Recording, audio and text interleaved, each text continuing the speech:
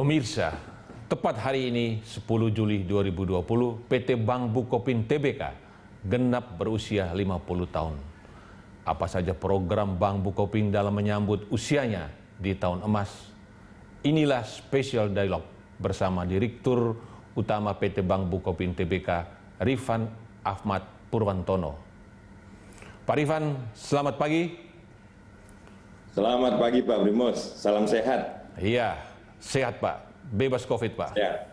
Iya Pak. Nah ini luar biasa, hari ini ulang tahun dari PT Bank Bukopin dan ini mendapat berkat ya.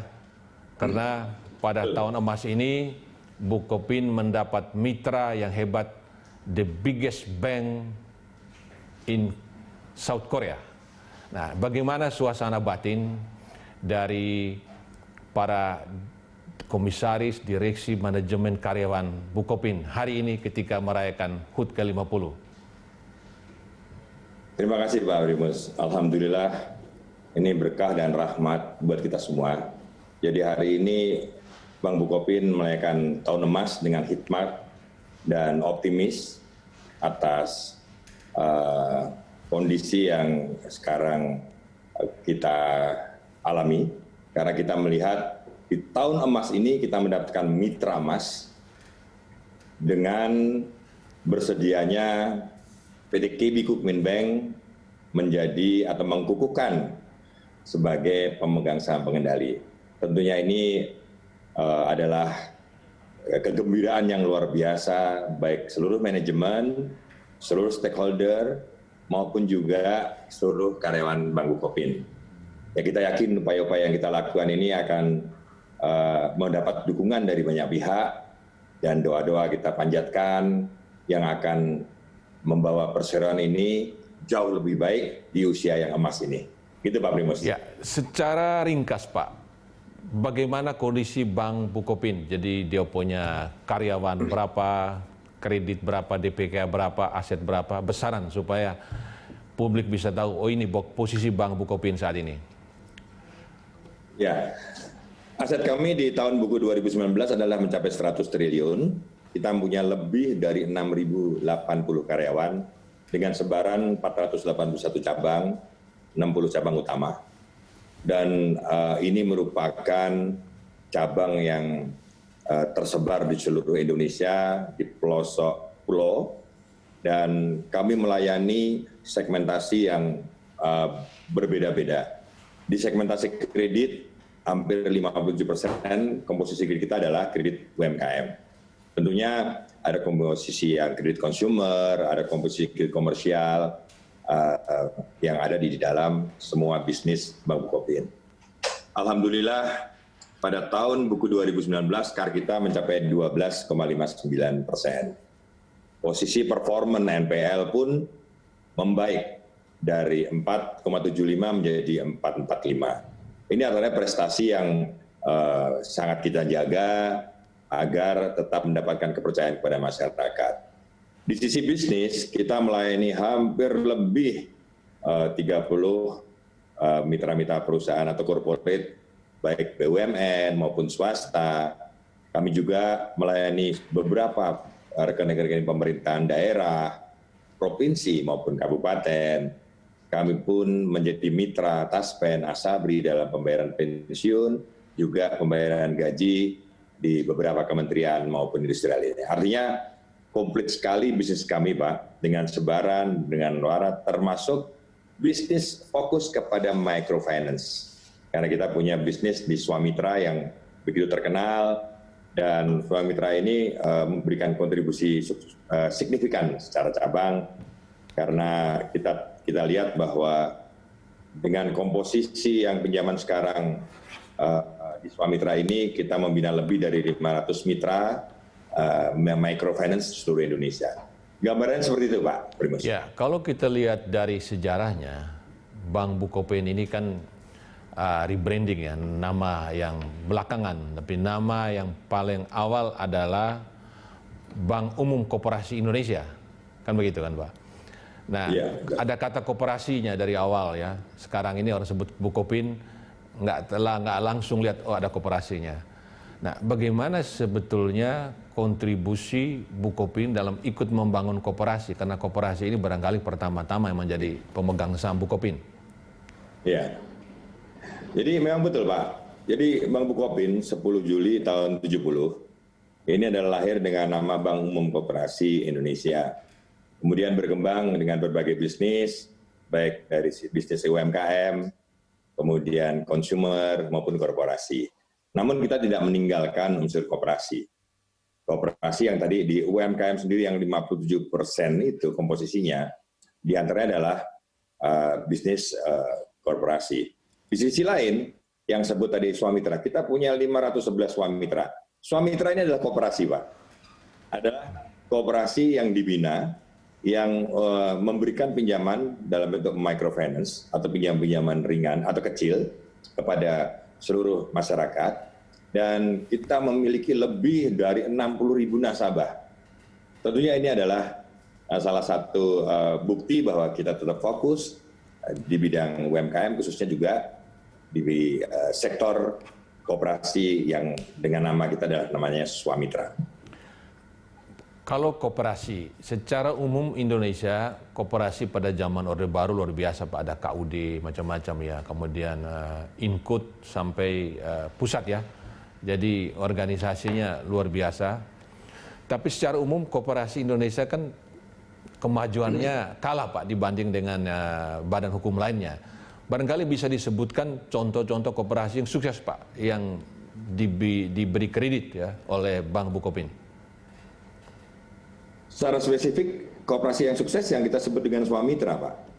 Nama-nama Swamitra ini ya dengan 511 adalah bagian dari yang terbaik dari hampir kita lihat ya, sebetulnya awalnya kita memiliki hampir 700, yang 511-nya adalah yang terbaik. Dan yang membedakan, ini makanya sering dipelesetkan antara koperasi atau korporasi. Koperasi gitu ya. Jadi ini yang kita akan tetap membawa koperasi karena prinsip koperasi ini bagus. Tapi apa yang bisa menjadi bagus adalah bagaimana kita memberikan edukasi kepada pengurusnya. Nah, Swamitra yang kita kembangkan saat ini dengan bahasa produk adalah New Swamitra, sudah menggunakan teknologi, tata cara pengelolaan keuangan yang baik, tata pengelola keanggotaan yang baik. Inilah wujud 511 Swamitra kita yang sehat. Saya kira tata cara tradisional yang dulu akan membuat tatanan Swamitra atau tatanan koperasi ini tidak bagus. Nah, inilah keterlibatan Bank Bukopin, Pak. Tidak hanya memberikan bentuk pinjaman kepada koperasi, tetapi juga bagian dari mitra memberikan edukasi kepada mereka, memberikan transfer knowledge terkait dengan teknologi agar koperasi di Indonesia tetap maju walaupun berkompetisi dengan badan-badan usaha yang lain. Nah, 511 Swamitra ya, ini sebarannya di mana saja dan apa saja unit usaha mereka Pak? Karena banyak koperasi di Indonesia kan simpan pinjam saja ya, simpan pinjam. Nah, ini bergerak di mana saja. Yang paling gede kan koperasi susu yang saya dengar ya. Tapi ada nggak koperasi-koperasi lain yang besar ya?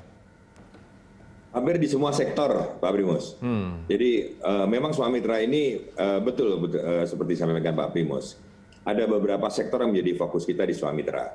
Jadi Swamitra Mina yang terkait dengan nelayan juga ada, Swamitra Tani di pertanian, kemudian di peternakan gitu. Jadi kalau susu itu bagian dari 30%. Average memang yang paling besar itu adalah pertanian, peternakan, dan nelayan. 3 komponen terbesar. Yang lainnya adalah memang koperasi yang dibentuk terkait dengan kelompok-kelompok koperasi yang ada di sebuah perusahaan-perusahaan yang merupakan bagian dari kelompok koperasi karyawan. Tetapi ini yang sangat sedikit sekali. Yang justru yang kita kembangkan lebih banyak bagaimana memberikan manfaat ini kepada apakah di bidang pertanian, ternakan, maupun di nelayan. Koperasi ini memang harus menjadi perhatian Pak, karena bagaimanapun juga ini badan usaha yang disebutkan dalam undang-undang kita ya. Kemudian ada kementerian khusus ya, jadi begitu banyak pihak yang mengatur ini. Dan dari sejak Indonesia merdeka kita tahu Wakil Presiden pada awalnya Pak Muhammad Hatta itu jelas menyebutkan koperasi sebagai sokoguru.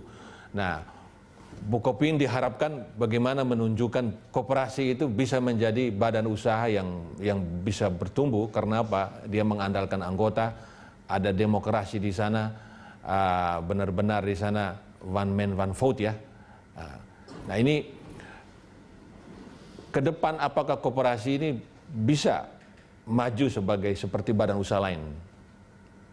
Ya. Pak Rifan lihat. Yang kita yakini ini bisa ya. Karena perkembangan Swamitra ini dibentuk kan sudah lama. Bahkan Swamitra ini dibentuk karena memang awalnya kita memberikan pinjaman kepada koperasi.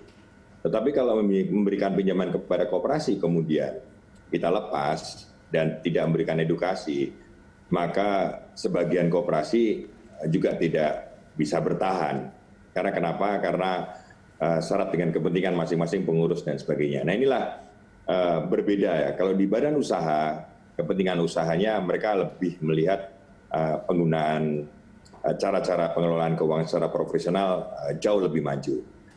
Dan ketika membina Swamitra ini, inilah yang kita edukasi. Mungkin mengingat apa yang saya sampaikan tadi Pak Penius, bahwa dengan pola kerja, dengan pola pengelolaan keuangan gitu ya, yang kemudian kita berikan mereka bahkan tata kelola keuangan itu menggunakan teknologi yang kita kontrol. Kan sebagai bagian dari channeling kan nggak mungkin kita lepas sekaligus. Kita kontrol penggunaannya, kita kontrol bahkan kredit scoringnya, kita kepada anggotanya, kita kontrol disbursement-nya, kita kontrol collection-nya gitu ya. Bahkan ketika mereka mau RAT pun kita kontrol relevan berapa yang bisa dibagikan kepada sebagai sebagai hasil usaha ya, SHU ya, yang kita berikan edukasi ke mereka. Sehingga yang bertahan ini adalah yang sangat bagus ya. Dan kemudian kalau boleh cerita itu ada dari jumlah ini sebenarnya kita sempat agak turun karena mengedukasi ini kan nggak cukup banyak. Tapi hari ini ketika kita memiliki 400 kemudian kita sebarkan kembali dengan edukasi dan memberikan contoh-contoh kepada koperasi-koperasi yang ada. Kemudian muncul Swamitra baru sampai dengan 511 dengan 60.000 anggotanya, ini akan kemudian kita kembangkan terus. Ya harapan kita kalau 3 tahun ke depan ya harusnya sudah mencapai 1.000 atau mungkin dipercepat.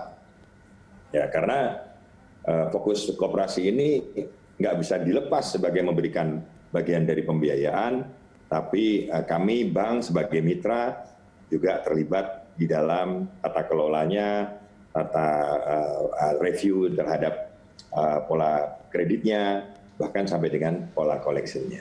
Artinya Bukopin sepanjang sejarahnya sudah membuktikan bahwa koperasi itu bisa maju ya, Pak Rifan ya? Bisa maju. Sangat bisa Pak, sangat bisa. Terpenting ada pendampingan tadi. Pengelolaan yang governance dengan pengelolaan yang baik, konsep dan prinsip koperasi itu sangat bisa maju diterapkan di Indonesia.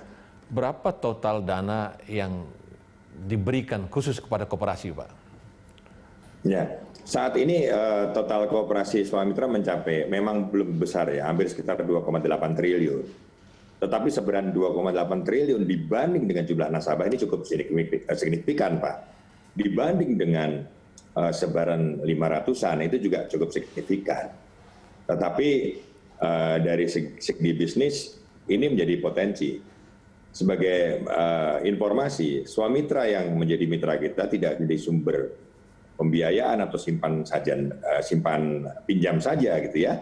Tapi mereka juga channeling dari beberapa produk-produk bank kayak seperti contoh public service. Jadi mereka tidak sepi, mereka juga diajarin mendapatkan fee-based. Mereka tidak cuma berbicara tentang margin dari simpan pinjam, tidak margin dari usaha yang diberikan kepada anggotanya, tapi mereka juga diajarin layaknya bank, mendapatkan fee-based income dari seluruh aktivitasnya. Ya. Nah, kalau kita lihat di Bangladesh ya, kan ada Grameen Bank ya, Grameen Bank yang bertumbuh bagus sekali di sana untuk yang masyarakat bawah. Nah, ini sebetulnya mirip Bukopin kalau bergerak dari bawah ya. Nah, di Indonesia kan ada BRI. Nah, sebetulnya Bukopin lebih dekat kemana nih, Pak? Sebetulnya kedua-duanya itu segmen yang berbeda. Grameen dan yang setahu saya dengan BRI lebih banyak ke user ya. Artinya, kalaupun koperasi tidak utuh melakukan pembinaan seperti kita lakukan. Justru kita yang spesifik. Spesifik adalah dengan koperasi yang betul-betul sebagai channeling on board kita kendalikan. Nah ini yang membedakan. Dan tingkat utilisasinya pun juga akan berbeda. Tetap kita kepada anggota, tetapi koperasi bertanggung jawab. Setahu saya ini dari segi bisnis di Bangladesh ini, mereka lebih kecenderungan banyak dengan beberapa yang sifatnya individu bukan koperasi, direct pelaku bisnis yang ada di daerah-daerah.